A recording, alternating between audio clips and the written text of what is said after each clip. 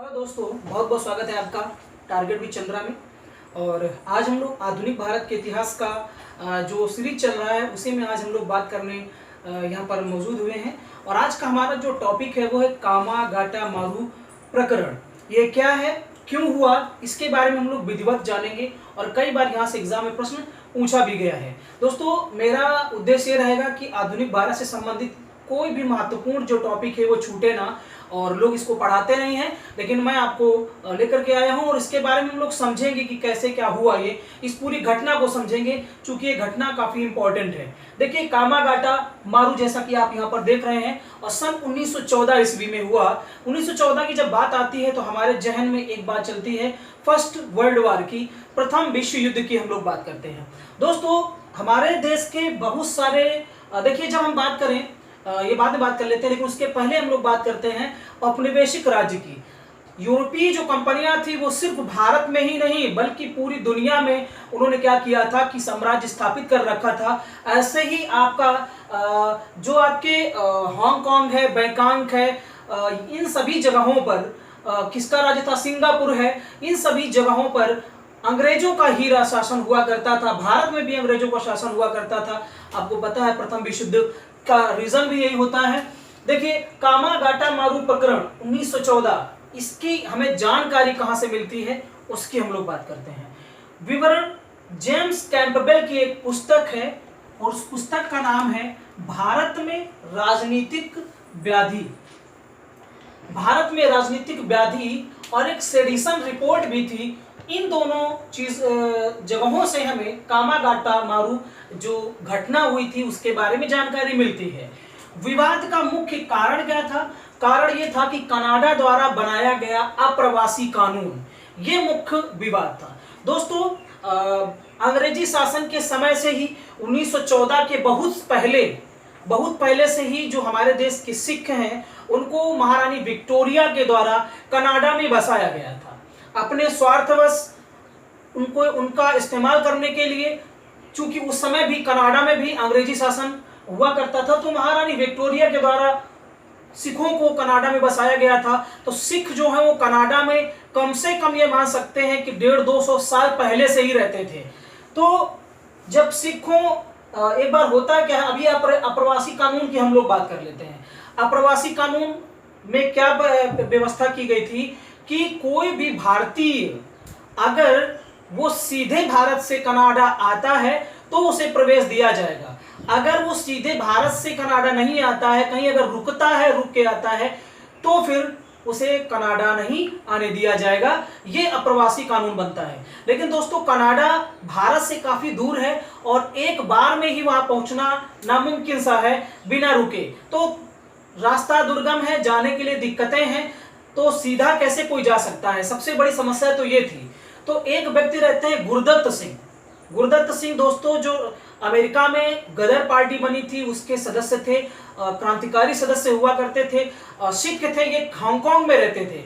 इन्होंने क्या किया था कि ये कामागाटा मारू नामक जो जहाज है, जिसको हम जापानी जहाज कहते हैं, इस जापानी जहाज को लेकर के क्या करते हैं कि चूंकि हांगकांग में भी अंग्रेजी शासन था तो ये वहां से अपना कनाडा जाना चाहते थे। और होता क्या है कि कुल मिलाकर के 376 यात्री रहते हैं, जिसमें 340 यात्री जो वो आपके सिख थे। वो लोग चलते हैं और किराए, गुरदत्त सिंह ने क्या किया था कि कामागाटा मारू जो नामक जहाज है वो किराए में लिया था। 376 यात्री। वैंकूवर जो दोस्तों है वो आपका कनाडा में पड़ता है, अभी हम उसकी बात करेंगे। तो ये लोग प्रस्थान करते हैं। जबकि इसके पहले की बात करेंगे तो नवंबर 1913 ईस्वी में कनाडा की सरकार ने एक कानून बनाया था कि जो ऐसे भारतीय हैं जो सीधे ना आए हों वो भी क्या कर सकते हैं, भारत में कनाडा में प्रवेश कर सकते हैं। ऐसे भारतीय जो सीधे ना आए हों, अर्थात कहीं रुक करके भी आए हों, वो लोग भी कनाडा में प्रवेश कर सकते हैं, शरण ले सकते हैं। ऐसा कानून बनाया गया, सुप्रीम कोर्ट के द्वारा ऐसी व्यवस्था की गई थी। और लगभग 35 लोगों को, यहाँ पर मैंने लिखा हुआ है कि 35 लोगों को क्या किया जाता है कि यहाँ पर देखिए 35 लोगों को सुप्रीम कोर्ट ने अनुमति दे दी थी कि आप कनाडा पे आ सकते हैं, भले ही आप सीधे भारत से ना आए हों। तो ये लोग सोचते हैं कि जब इस तरीके का कानून है तो क्यों ना हम लोग चलते हैं। तो ये लोग हांगकांग से गुरदत्त सिंह जो रहते हैं, उनका मैंने फोटो यहाँ पर आपको दिखाया हुआ, आप देख सकते हैं। तो वो 376 यात्रियों को लेकर के चलते हैं, जिसमें 340 के करीब सिख लोग थे।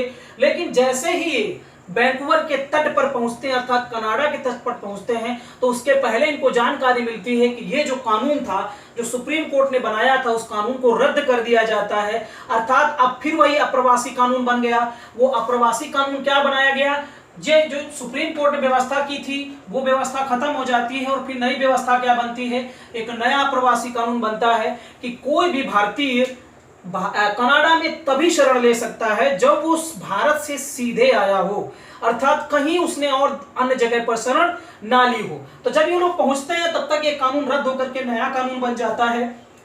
और ऐसे में फिर जैसे ही जहाज पहुंचता है 23 मई 1914 ईस्वी को, तो कनाडा पुलिस ने क्या किया कि जो जहाज था कामागाटा मारू, उसको चारों तरफ से घेर लिया और ये कहा कि आप वहीं रुके रहिए, यहाँ पर उतरने की आज्ञा आपको नहीं है, क्योंकि इस तरीके का अप्रवासी कानून आपके लिए नहीं बनाया हुआ, क्योंकि ये भारत से न जाकर के हांगकांग से गए थे, इस वजह से ऐसा किया गया। इसकी लड़ाई के लिए, इस अधिकार की लड़ाई के लिए कि हमें शरण दी जाए, इसके लिए एक शोर कमेटी गठित की जाती है। किसके द्वारा? हुसैन रहीम, सोहन लाल पाठक व बलवंत सिंह के द्वारा शोर कमेटी गठित की जाती है कि हमें कनाडा में रहने की या उतरने की अनुमति दी जाए। बाद में अमेरिका में ही कुछ लोग रहते हैं, कुछ भारतीय, जैसे भगवान सिंह, बरकतुल्ला, रामचंद्र, सोहन सिंह। तो इन लोग, ये जो पहले से ही अमेरिका में रह रहे थे, इन लोगों ने क्या किया कि समर्थन किया इन भारतीयों के लिए। कामागाटा मारू जो जहाज में बैठे हुए भारतीय थे उनका समर्थन किया और क्या किया, आंदोलन शुरू कर दिया। जब आंदोलन शुरू कर दिया तो दोस्तों कुछ होता नहीं है इस आंदोलन से, और अंततः क्या किया जाता है कि कनाडा की सीमा से 2 महीने तक ये वेट करते हैं, वहीं पर उसी तट पर 2 महीने तक वेट करते हैं। लेकिन क्या किया जाता है कि अंततः इनको कनाडा की सीमा से बाहर कर दिया जाता है और ये पूरे के पूरे, उसमें से 24 नागरिक कनाडाई थे, उनको अनुमति दे दी जाती है। बाकी जो लोग थे भारतीय कुछ थे, उसमें हिंदू भी थे, सबसे ज्यादा संख्या सिखों की थी, 340 केवल सिख थे। ये बेचारे वापस कर दिए जाते हैं। जब ये वापस आते हैं तो 27 नवंबर को जहाज कलकत्ता के बजबज तट पर पहुंचता है। बजबज, तो बजबज जो है वो कलकत्ता में है। अब यहाँ पर क्या होता है कि यहाँ जैसे ये उतरने के लिए इनको मना किया जाता है, या अंग्रेज लोग मना करते हैं। क्यों मना करते हैं? क्योंकि जो गुरदत्त सिंह थे वो गदर पार्टी से जुड़े हुए थे। अमेरिका में जो सैन फ्रांसिस्को में लाला हरदयाल के द्वारा गठित की गई थी, उसके ये एक्टिव सक्रिय सदस्य हुआ करते थे। तो वैसे भी जुड़े हुए थे अंग्रेज लोगों ने कहा कि ये जहाज यहाँ पर नहीं रुकेगा और इससे कोई भी यात्री यहाँ पर नहीं उतरेगा, क्योंकि इसमें ऐसे लोग थे, ऐसे तेजस्वी लोग थे, ओजस्वी लोग थे जो कि भाषण देते थे। तो क्या होता था कि लोगों के अंदर क्रांति की भावना आती थी। तो इनको लगा कि इसमें इस तरीके के नेता लोग बैठे हुए हैं, इनको ना उतरने दिया जाए। अंग्रेजों ने फायरिंग कर दी और 19 यात्रियों को मार दिया। जब 19 यात्रियों को मार दिया, संघर्ष हुआ।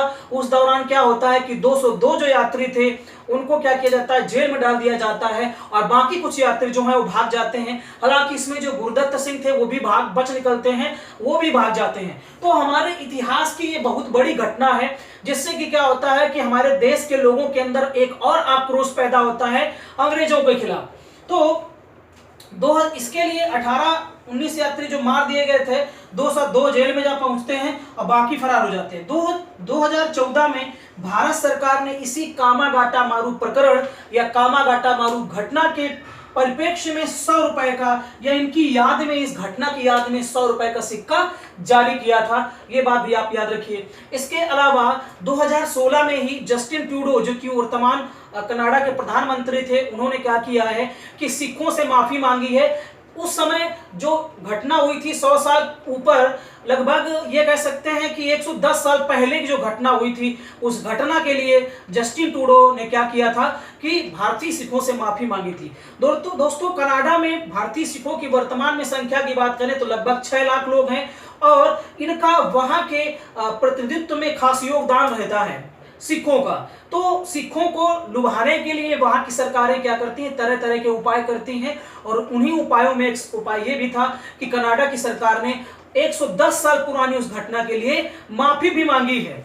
तो ये भी घटना काफी इंपॉर्टेंट है। तो कामागाटा मारू प्रकरण जो है वो हमारे एग्जाम की दृष्टि से बेहद महत्वपूर्ण है और हमें इसके बारे में जानकारी होना चाहिए। दूसरी घटना यहाँ पर, अब इसको हम यहाँ पर समझ लेते हैं दोस्तों, यहाँ पर समझ लेते हैं। देखिए ये मैंने बनाया हुआ है आपका विश्व का मैप। ये आपका उत्तरी अमेरिका, दक्षिणी अमेरिका, ये अफ्रीका महाद्वीप है, यहाँ से आधा यूरोप है और इधर आपका एशिया है। देखिए हम स्थिति जानते हैं, गुरदत्त सिंह जो है वो हांगकांग में यहाँ पे है भारतीय लेकिन ये हांगकांग पे हैं और यहाँ भी क्या है, अंग्रेजों का ही शासन है। अब ये लोग क्या करते हैं कि यहाँ से ये लोग जहाज लगा लेते हैं, कामागाटा मारू नामक जहाज, और ये फिर ऐसे निकलते हैं, इस तरीके से जाते हैं, इस तरीके से चूंकि अब देखिए ये रास्ता ऐसे घूमेगा, अगर ऐसे आएंगे तो बहुत ही ज्यादा दूर पड़ेगा। ये लोग ऐसे जाएंगे और जब ऐसे जाएंगे तो निकलेंगे कहाँ पे, निकलेंगे दोस्तों यहाँ पे, और यहाँ पर ये वैंकूवर जो मैंने रेड से दिखाया हुआ है यहाँ पहुंच जाएंगे। तो आप ये मत सोचिएगा कि यहाँ पर हांगकांग है तो ऐसे आएंगे, ऐसे घूम करके ऐसे आएंगे, नहीं। ये ग्लोब, इसको आप अगर जोड़ देंगे, ऐसे ग्लोब बना देंगे तो ये जुड़ जाएगा, ये वाला हिस्सा इधर आ जाएगा। तो अब इधर से थोड़ा बहुत ज्यादा दूर हो जाएगा। तो ये लोग ऐसे जाएंगे और उसके बाद यहाँ वैंकूवर में पहुंच जाएंगे। तो यहाँ से दोबारा इनको वापस कर दिया गया। वापस जब कर दिया गया तो ये वापस फिर आते हैं, यहाँ से वापस आएंगे यहाँ जब जापान में पहुंचते हैं याकोहामा नामक जगह पर, तो उसी समय प्रथम विश्व युद्ध की शुरुआत हो जाती है। उसके पश्चात जब ये आप ऐसे आते हैं और इसके बाद भारत, ये बंगाल की खाड़ी है, बंगाल की खाड़ी के बाद कलकत्ता के तट पर जैसे ही पहुंचते हैं ये लोग, तो होता क्या है, बजबज में पहुंचते हैं तो इनको रोक दिया जाता है और इनके ऊपर फायरिंग कर दी जाती है। 18 या 19 के लगभग लोग मार दिए जाते हैं और 202 के करीब जेल चले जाते हैं और बाकी कुछ लोग फरार हो जाते हैं। तो ये था आपका कामागाटा मारू प्रकरण, जिसको मैंने मैप के माध्यम से भी आपको बता दिया। इसके बाद हम लोग देखते हैं तोसा मारू प्रकरण की। ये भी 1914 में प्रथम विश्व युद्ध के दौरान की ही घटना है। यहाँ पर क्या था कि गदर पार्टी, जिसका स्थापना सैन फ्रांसिस्को अमेरिका में हुई थी, इसके पार्टी के कुछ नेता तोसा मारू से लौट रहे थे। तोसा मारू से मतलब तोसा मारू जहाज से लौट रहे थे। और कहां से लौट रहे थे, अमेरिका से लौट रहे थे। अर्थात ये आपका संयुक्त राज्य अमेरिका है, ये अलास्का का हिस्सा है, यूएसए का ही हिस्सा अलास्का है, और ये कनाडा देश है। कनाडा अगर दोस्तों बात करेंगे तो ये बताइए कि क्षेत्रफल की दृष्टि से विश्व का कौन सा स्थान है, दूसरे नंबर का ये देश है कनाडा। क्षेत्रफल की दृष्टि से दूसरे नंबर का सबसे बड़ा देश है, आप इसको याद रखिए, भी महत्वपूर्ण है। तो गदर पार्टी के कुछ सदस्य जब तोसा मारू जहाज से वापस लौट रहे थे तो रास्ते में सिंगापुर में जहाज रुकता है। यहाँ आपका दोस्तों सिंगापुर है, यहाँ पर मैंने लिखा हुआ है सिंगापुर में जहाज रुका। भाई परमानंद एक व्यक्ति हैं, भाई परमानंद भारतीय हैं, इन्होंने क्या किया कि यही सिंगापुर में ओजपूर्ण भाषण दिया। मतलब ऐसा भड़काऊ भाषण, या ये हम ये कहें कि देश प्रेम से ओतप्रोत भाषण दिया। तो बहुत सारे लोग देश प्रेम से इतना ओतप्रोत हो गए, जिसमें से सिंगापुर इन्फेंट्री के एक सैनिक रहते हैं डुंडे खां, और एक व्यक्ति रहते थे चिश्ती खां।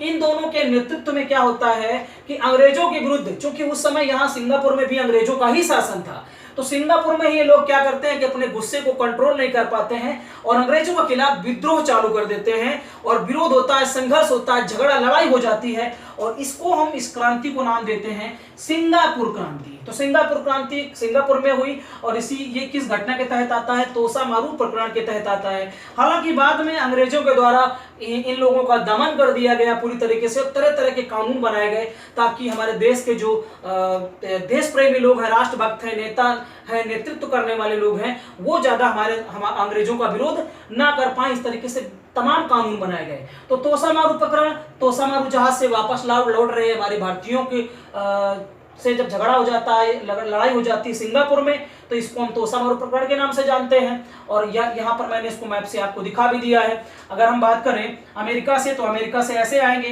तो यहीं से ऐसे जाएंगे और इसके बाद कहाँ पर आएंगे, ये सिंगापुर जापान से होते हुए, हांगकांग से होते हुए सिंगापुर से इस तरीके से थाईलैंड होते हुए आपके भारत प्रवेश करेंगे।